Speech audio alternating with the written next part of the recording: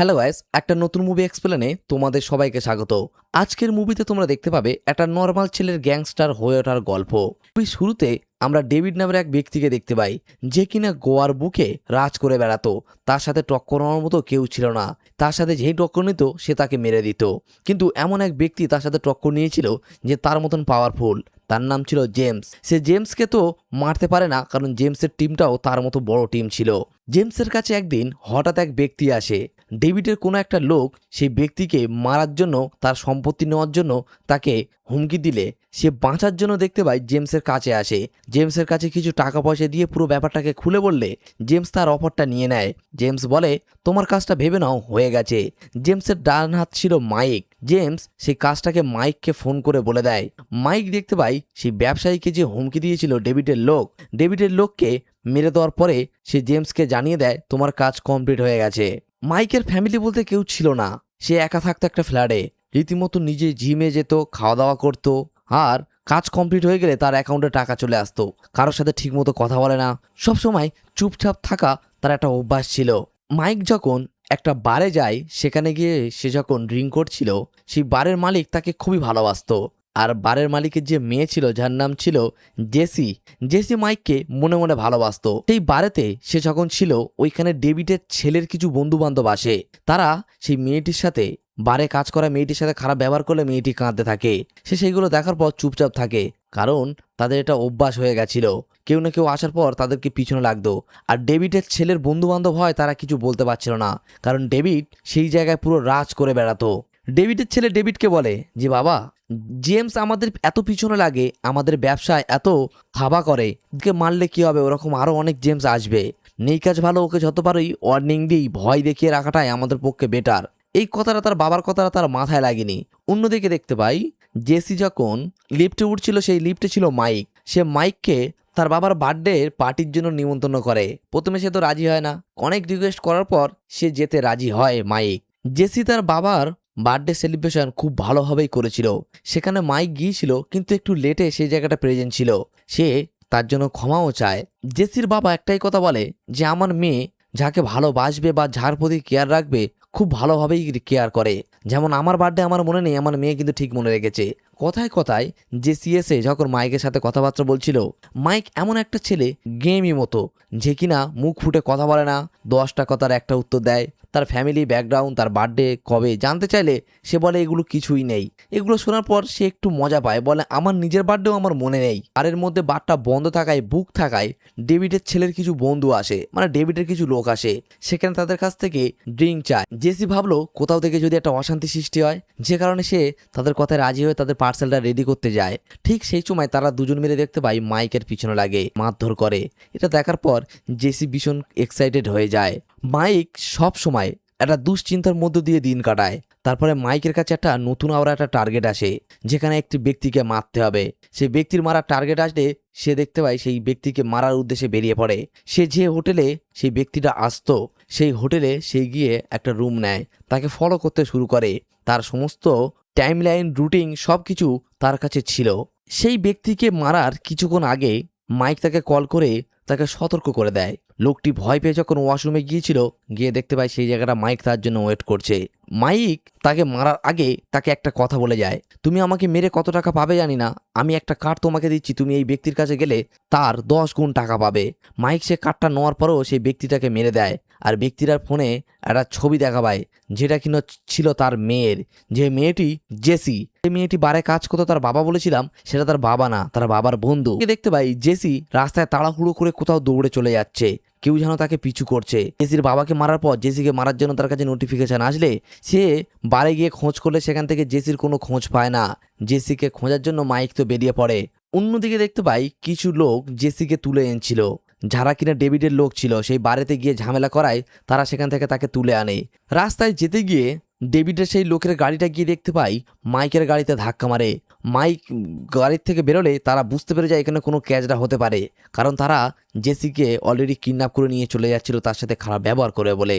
তারা সেই জায়গাটা ঝামেলাটা না পাকিয়ে তার কাছে ক্ষমা চেয়ে গাড়িটা সেখান থেকে নিয়ে বেরিয়ে চলে যায়। তারপরে তারা ড্রিঙ্ক করার পর তার সাথে খারাপ ব্যবহার করার প্রস্তুতি নিলে সেই জায়গাটা দেখতে পাই মাইক চলে আসে।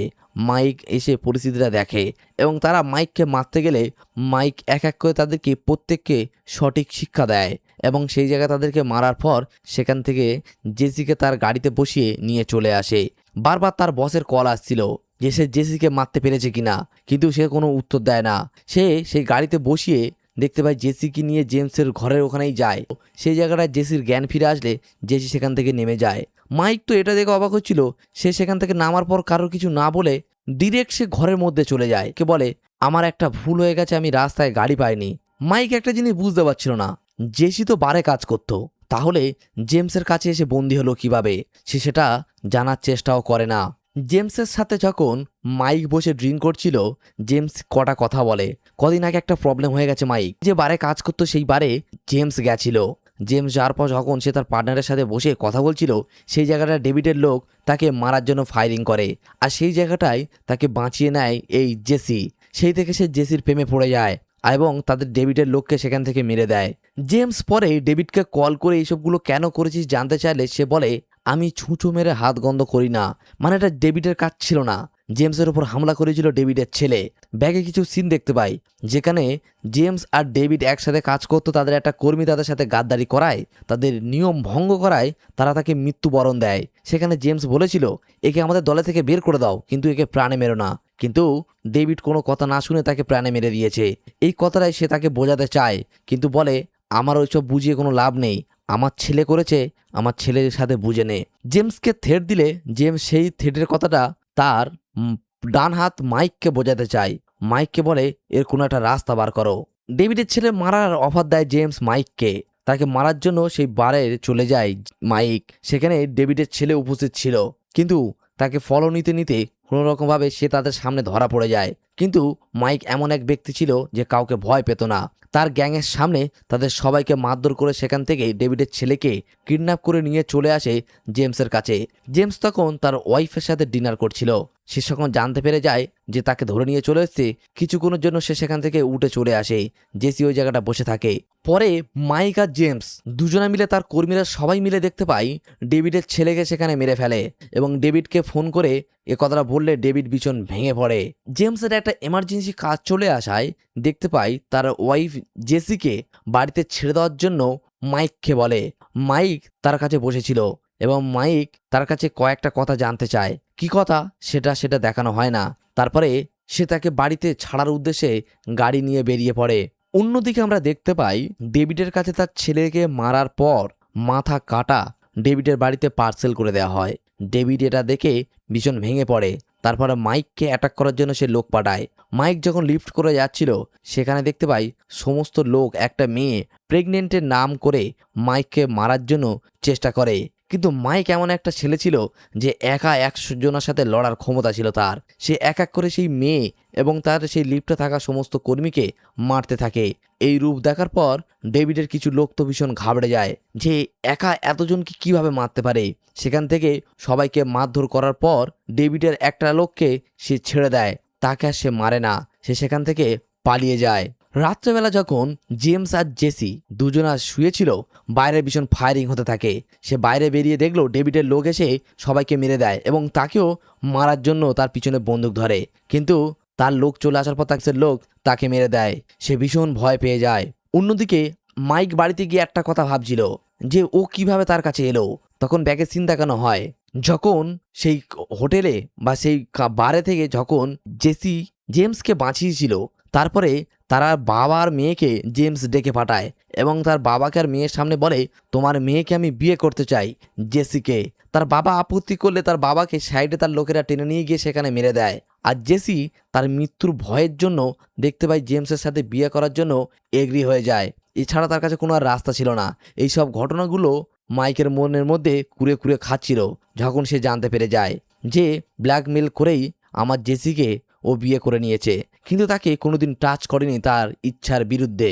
একদিন রাত্রেবেলা জেসি আর জেমস যখন শুয়েছিল, জেমসের হাতের থেকে বাঁচার জন্য সে যখন পালিয়ে চলে গেছিল, কিন্তু রাস্তায় গুন্ডাগুলো তখন তাকে কিডন্যাপ করে নিয়ে চলে গিয়ে তাকে রেপ করতে চেয়েছিল। সেই জায়গার থেকে মাইক তাকে বাঁচিয়ে নিয়ে আবার পুনরায় তার বাড়িতে দিয়ে গেছে, যে কারণে সে মাইককে ক্লেম করছে যে তোমার জন্য আমার লাইফটা আরও শেষ হয়ে গেছে। অন্যদিকে আমরা দেখতে পাই ডেভিড তার আর কোনো রাস্তা না পেয়ে তাকে ওয়ারবুকে যত গ্যাংস্টার গুন্ডা যত ছিল সবাইকে ডেকে একটা বড় মিটিং করে। আর সেখানে সে বলে যে জেমসের মাথা কেটে আমার কাছে আনতে পারবে আমার বিজনেসের পার্টনার করবো তাকে। ঘটনাটা শোনার পর জেমসের চোখে ঘুম উড়ে গেছিল, কিন্তু জেসি কোথা থেকে খুশি হচ্ছিল।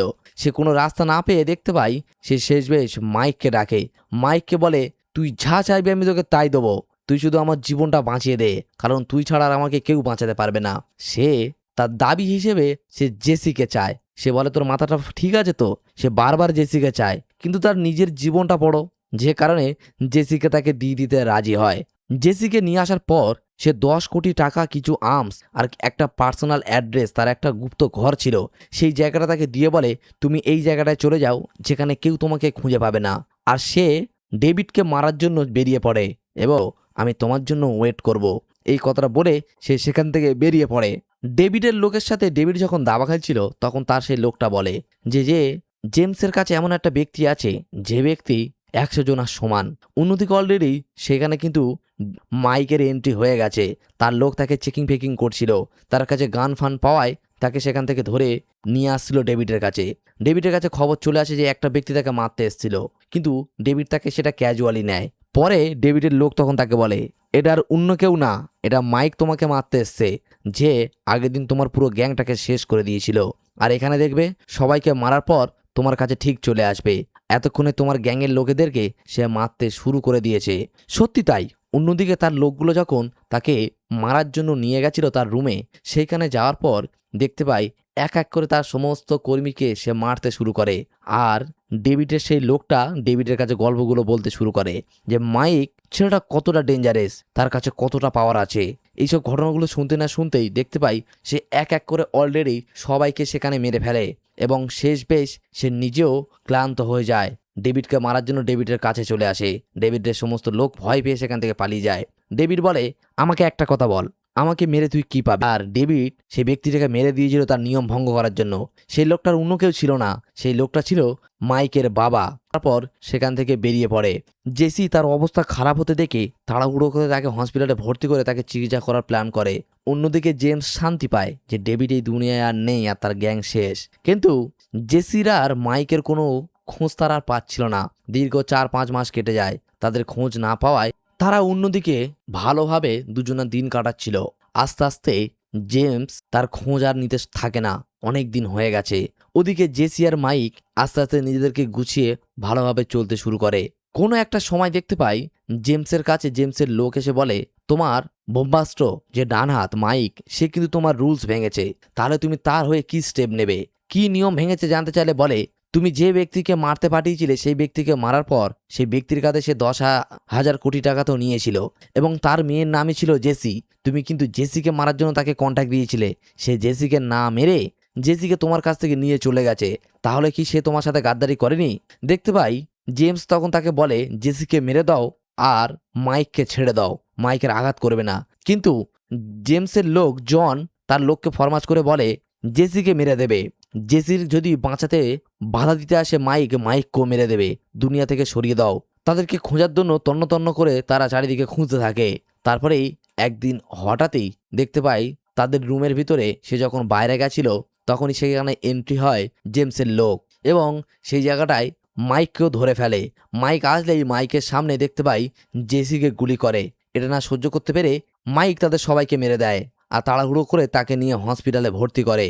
পরে জেমসের কল আসলে মাইক জেমসের কাছে যায়। জেমসের কাছে যাওয়ার আগে সে ভাবছিল একসময় আমার বাবাকে মেরে দিয়েছিল আর জেমস আমাকে তার ছেলের মতো করে মানুষ করেছিল, আমার গ্যাংয়ে তার ডেকে নিয়েছিল। এই কথাগুলো পুজনো কথাগুলো সে বারবার ভাবছিল। তারপরে সে জেমসের সাথে গিয়ে দেখা করলে জেমসের লোকেদের অনেক মারধর করে যারা জেসির ওপরে অ্যাটাক করেছিল। সবাইকে মারধর করার পর শেষ বেশ সে জেমসের কাছে যায়। জেমসের কাছে গেলে জেমস তখন জানতে চায় তুই এই ধরনের ভুল কি করে করলি? তুই একটা পুরনো এক্সপার্ট ছেলে, এই ধরনের ভুল তোর মানায় না। সে তখন একটাই কথা বলে যে তুমি আমাকে শিখিয়েছিলে কাউকে কথা দিলে কথার হিসেবে কাজ করতে। তুমি ওকে মারার কন্ট্যাক্ট দেওয়ার আগে ওর বাবা আমাকে কথা দিয়ে গেছিল যে আমি মরে যাচ্ছি বা আমাকে মেরে দিচ্ছ ঠিক, আমার মেয়ে জেসিকে তুমি দেখভাল করো, আর সেই জন্য তাকে কথা দিয়েছি বলে তোমার কাছ থেকে তাকে মুক্তি চাই। এই কথাগুলো বললে সে তাকে মুক্তি দেয় এবং তাকে মারে না, তাকেও ছেড়ে দেয়। আর সাজা হিসেবে তাকে একেবারে মতো তার গ্যাং থেকে বার করে দেওয়া হয়। জেমস বলে, তুই আমার গ্যাংয়ে আর কাজ করবি না, আজ থেকে তুই আজাদ, তোদের দুজনকে আমি কাউকে আর চাই না। তারা দুজন এইভাবে সেখান থেকে বেরিয়ে পড়ে আর মুভিটা এইভাবে এখানে এন্ড হয়। স্টোরিটা ভালো বলতে আমার অতটাও ভালো লাগেনি, মুভিটার আর একটু বেটার হতে পারতো। তোমাদের কেমন লেগেছে তোমরা কিন্তু কমেন্ট করে জানিও।